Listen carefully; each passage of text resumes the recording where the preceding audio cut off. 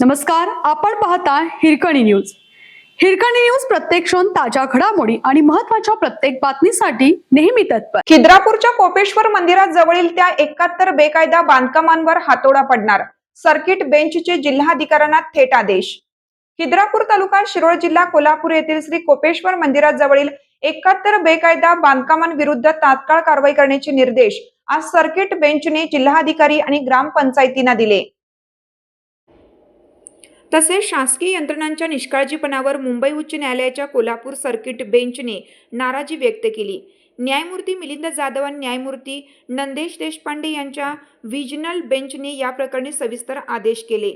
दरम्यान जिल्हाधिकारी, ग्रामपंचायत आणि महाराष्ट्र राज्य रस्ते विकास महामंडळ यांना कठोर कारवाईचे आणि ग्रामपंचायतीला मंदिराच्या लगतच्या परिसरात कोणत्याही बांधकामास परवानगी देण्यास मनाई करणारे महत्त्वाचे निर्देश न्यायालयाने दिले. पुढील सुनावणी 7 जुलैला होणार आहे. पुरातत्व विभागाचे अधीक्षक न्यायालयाच्या आदेशानुसार स्वतः हजर होते.